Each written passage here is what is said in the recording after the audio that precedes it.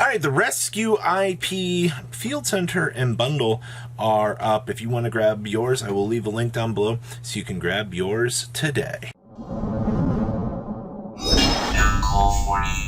to the 34% of you that have not smashed the living crap out of that subscribe button, smash it so you guys don't miss out on more Oz content. So, I figured we'd pull up Kashira. You guys have seen the OTS spoiler. I dropped the video this morning. That way you guys could see it a little bit ahead of Market Watch. But what's really going on here with this? Well, I mean, we've already seen these laughable pre-sales straight out the door here as these things just continue to get worse. But that's a story for another video. Then there's Fenrir. We're at 105 listings right now for them. Now, keep in mind with the announced reprint, look at that dip. That's, I guess, what you like to see out here. $52, $52, $53. People are paying $50 for these right now because they're seeing this as a good opportunity to do so. And I don't necessarily disagree, especially when you see a dip this hard in the secondary market where people are losing their mind over, you know, an upgrade. It pushes down the original, and it's bound to be happening. Now, this one's an interesting call. I've had a lot of people go, well, should we pick up Unicorn? As you can see, these have stabilized at about the $25 mark, and it looks like we're pretty cruise controlling here, about the $24 to $25 mark. Obviously, now that Fenrir is pushing down, the next alternative that people are going to be looking at here is going to be Unicorn, just straight because it didn't get any sort of upgrade at this stage. So I guess if you're a Kashira player, good news, you can now get cheaper stuff. Whether or not, I do think that because we are pushing down with the Fenrir, though, that you are going to see the Unicorns actually go up. I wouldn't be surprised to eventually see these hit $30, especially as we get closer to set release. That feels like a very, very realistic thing, unfortunately. So, yeah, not surprised there. Now, Gishki Blue. Hi, Gishki friend. How are you?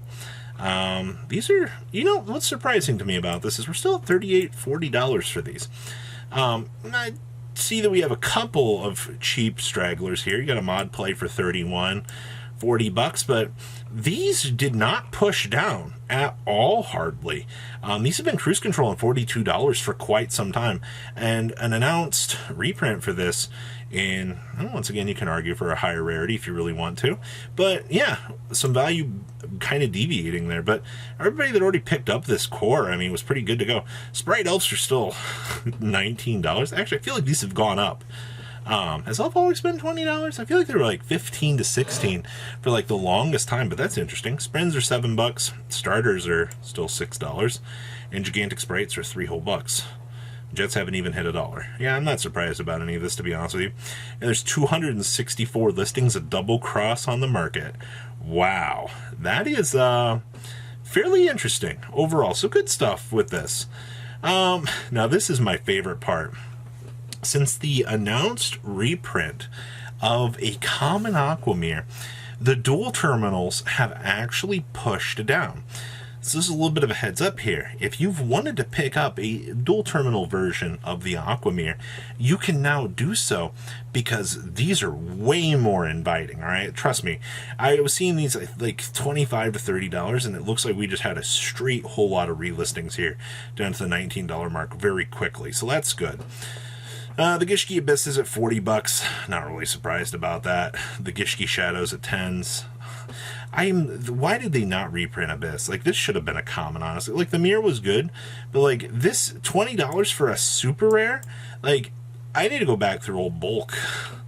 Honestly, Aqua mirrors $5 for the regular copies. Photo mirrors are $14. Visions are 3s. There's a lot of stuff to be had here in terms of like crazy value. So once again, I mean, the Gishki stuff that was already on the high and high, still maintaining its thing, but those reprints actually did their work here, pushing this down. It's just, I feel bad if you don't have Gishki Abysses yet, because I still don't know where they could reprint this. My only hope would be Maze of Defenders, but there's nothing else. And if they don't drop it in Maze or something along the way, then this card is going to just maintain being expensive for no real reason for the next 3-ish months. So, ugh. All right. So the book of Lunar Eclipse, aka why did these go up again? Well, these got cratered off the face of the planet. There were like 100 plus listings of these. You're now 37 listings at $155 a piece, and 150 with 25, or excuse me, $1.58. So the ultras have pushed up. Shatterfoils just cratered off the market. I'm amazed by that. Still plenty of commons on the market, which is fine. But where you're seeing, you know, your major pushes still are the fact that the Astro Pack is still $14. We talked about this months ago. If you got these when I mentioned them the first time through, like, what was it, 3 months ago, when we first started seeing Kashira take off, and they were $2 to $3, you literally won. You won the literal money bank so hard. Starlights have been holding as well. I think this is one that I'm genuinely, like, happy to see. These have been on the up and up for a little while, but I mean, plenty of $100 copies have sold. Oh, actually, wow, these go up higher than I thought they did. You're going up to 120 after these two are gone, and then on up to 135. Wow. The big thing with this one is, yeah, it's they're both quick play, and yeah, this is a specific discard for the target 2, but I don't know. It doesn't, it's one of those things, it's like if you want to side 6 books to out an entire field, you actually can do so. Like, that's the important thing at the end of the day here, is having multiple outs, depending on how bad the matchup actually can be, is what will reward you overall for that. So that's interesting. So there's been discussion out here about Evilswarms and the fact that they haven't gotten support yet. Now, this has been a little bit of an outstanding conversation I've had with a few people, and they seem to think that Evilswarms is going to get support coming up here, because we have Wild Survivors Duels pack coming up. A lot of people have taken a look at that, and we're like, huh, you know, we are already seeing, you know, basically generic dinosaur good stuff always kind of start to be, you know, chomped off of the market. But then you look at Evilswarm and you're like, you know, is this worth? I mean, everything else for this deck is low rarity, at least in the Evilswarm department. Serato was only really ever like a one of because it requires a destruction by battle, but yeah, up and away. I'm seeing that I'm not the only one that had an interest in this card. These quickly jump up to $7. I mean, obviously you got lower rarity things like the Evo Tiles, Evo Force as well. And then, of course, I mean, your bigger cards for the Evilswarms were always like Logia, Dolka.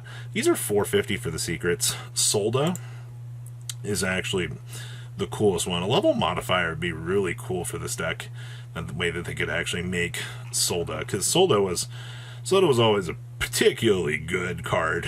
Like, all 3 of the Evilswarms were definitely pretty powerful for their time, but keep an eye on these. I'm very curious to know if we will actually see some sort of support for this, but since we have Wild Survivors coming out and people are looking like, you know, maybe it'll be a core set thing, just keep an eye on what's going on here. Orcust stuff, oh boy. You know, Galteas are still basically floating at super high values. This always entertains me so much to see this. $58, yeah, 57. Still doing our thing at the $58 mark. No real shocker there. Dingrisu quantities are continuing to dwindle. I mean, these are $13 now, $11. Yeah, pretty cruise control-y for the most part. I'm glad to see that we're still doing our thing, at least for that. So this is an interesting topic. Depending on how a ban list goes, depending on how much Kashira, you know, gets, or excuse me, how much tier elements get cleaned up, you might want to watch Space Rocks, especially the Alties. I can definitely tell you that these are $130 as of right now filming this. This card rotates right back into a format if tier gets checked. So, fair heads up, watch the Nibiru's. You never know what's going to happen in terms of like application or some sort of possibility to push this on up. And then, of course, there's always Chaos Hunter. You know, your lower rarities are starting to go up $3. Maven's copies are $4. This right here is scary to me, that these are going up. Like, especially the Maven's ones. Maven's is gaining some crazy value out here. For as much product was open for that set, and the fact that they are spinning up and up right now, very, very, very important to keep an eye on that. First Egg Chaos Hunters are actually $68. Holy moly. Well, that's all I got for today's Market Watch. Please leave a comment down below, tell me what you guys think, and I'll see your beautiful faces back here later in the day, guys. Peace out.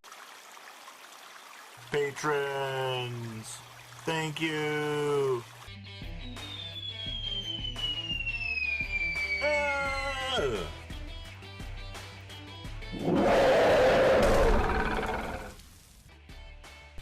Thank you so much for watching. Check out these other videos.